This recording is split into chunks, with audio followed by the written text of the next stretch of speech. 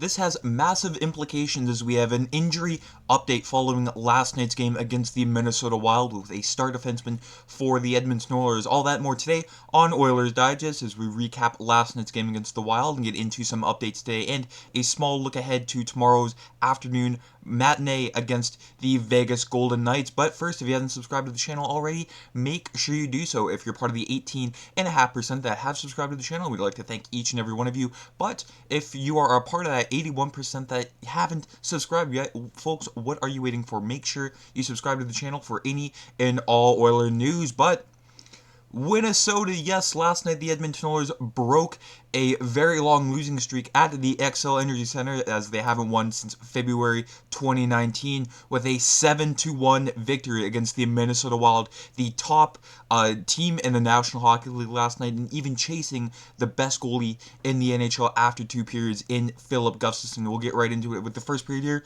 A Zach Hyman goal on the power play. Well, it was eventually it looked like it was a Leon Draisaitl goal, but it was changed to Zach Hyman with the assist coming from Connor McDavid and Evan Bouchard, and then shortly thereafter, with 5 minutes to go in the first period, Kasperi Kapanen, off of a fantastic solo effort from Leon Draisaitl, makes it 2-0 Oilers, and that is Kasperi Kapanen's second goal as an Oiler. And shortly thereafter, before the end of the first period there, a Jeff Skinner penalty turned into a Minnesota power play, and Freddie Gaudreau gets a stick off of a Brock Faber point shot, making it 2-1 Oilers after the first, and that's really the closest Minnesota got to the Oilers all night long, as in the second period they blow it open with Connors Brown getting one shorthanded and Ryan Nugent-Hopkins on the power play. So the Oilers special teams getting right back where they started from last year, and Leon Draisaitl with his league-leading 21st of the year.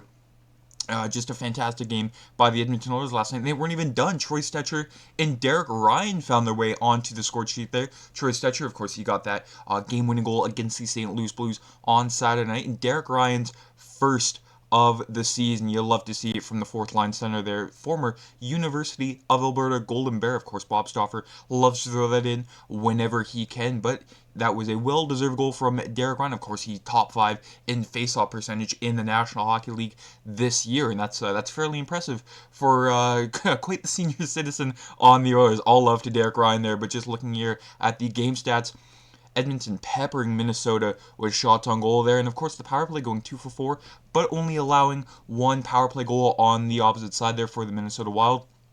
Of course, it did get chippy there near the end. We'll get into that in a little bit there. But, of course, face-offs, the Oilers continuing their dominance on the face-off dot. And just looking at the expected goals here, you can see that third line of Skinner, Henrique, and Janmark at 90% expected goals. And, seeing Hyman, McDavid, and Nugent-Hopkins at a little under 55%, I mean, you don't see that often. I mean, it was a very complete effort by the Edmonton Oilers last night, not just, on the offensive side, but the defensive side, and in net with Calvin Pickard. But just looking at the top 2 lines here was Hyman, McDavid, and Nugent-Hopkins. Sure, they were low with the expected goals percentage, but their Corsi and, Fenwick and all the other advanced stats there, just tremendous. I mean, Podkolzin and Draisaitl and Kapanen forming a very solid second line. Of course, when you're looking at this, at the beginning of the season, if I told you that, Leon Draisaitl would be centering a line between Podkolzin and Kapanen, and it's been dominant, I would not believe you, but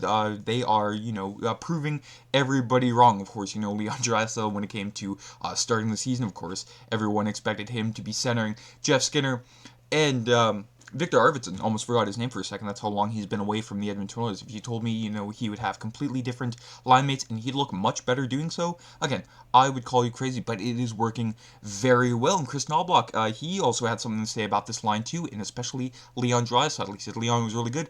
I thought all of our players really stood out tonight. I can't say that anybody had an off game. Everyone was really good, but Leon really was at another level, of course. The $14 million man next year, he is living up to every single cent.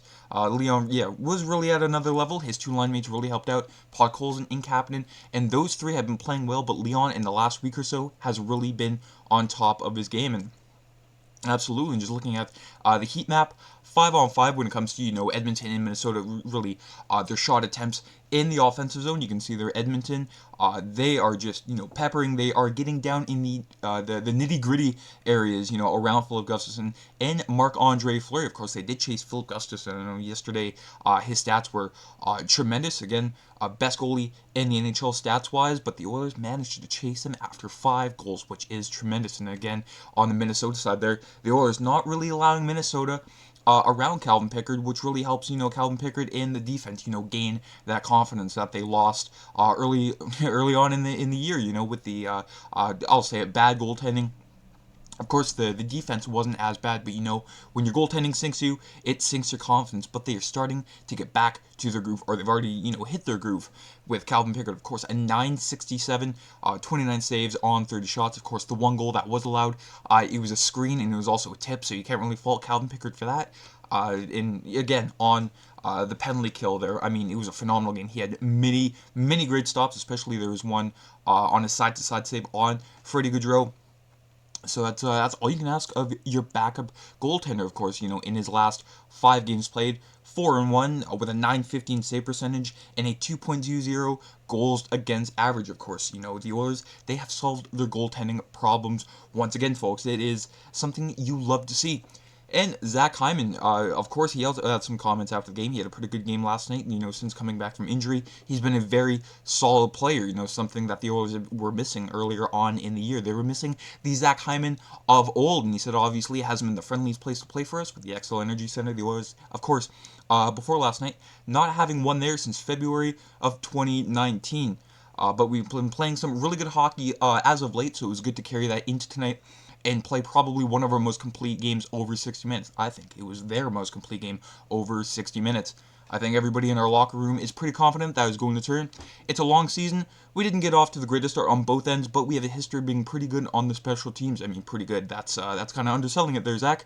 So it's good to get it sorted and find some consistency and hopefully carry it forward. Now, folks, I've been going over the good of last night's game, but unfortunately, there was some bad. Of course, Evan Bouchard late in the third period getting caught up with Ryan Hartman of the Minnesota Wild. Of course, Ryan Hartman does have his history with the Edmonton Oilers, and he also has his history of getting, suspended or fined many times. We'll just run it here. Of course, late in the third period, he was involved with Evan Bouchard there, and you can see there, Bouchard, as in slow-mo here, Ryan Hartman forgets about the puck but runs into Evan Bouchard, and you can see Bouchard's upper body there sort of crashes into the crease and then hits the boards, and you can see there Ryan Hartman fell on him. You can see there, Evan Bouchard sort of clutching his lower body. Everyone thought it was like a shoulder injury, but it seemed to be a lower body injury where he was limping off. And that is something you obviously do not want to see. Of course, Evan Bouchard, love him or hate him, he's been Edmonton's best, right side defenseman so far this year. When it comes to, after the game, Oilers head coach Kris Knoblauch offered no update on Bouchard's status.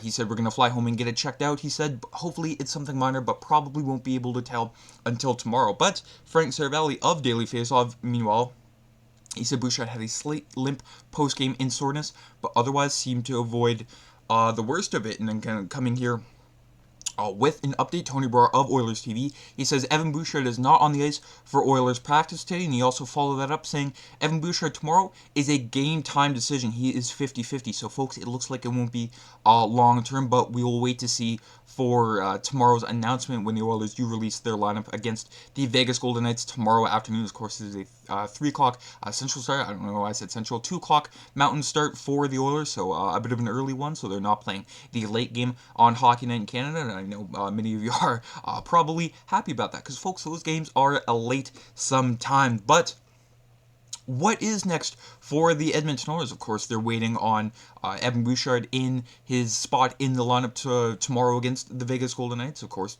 Mattias Ekholm was with Ty Emberson in the lineup rushes today at practice, so it's more so a placeholder, just in case. I know both of them are on the penalty kill, so I mean, that sort of chemistry does help them in the long run, if anything, more does happen to Evan Bouchard. But, yes, like I said, 2 o'clock Mountain Time for the Edmonton Oilers, a nationally televised game against the Vegas Golden Knights. Yes, so far it's not even Christmas, and they've already played the Golden Knights what will be 3 times after tomorrow.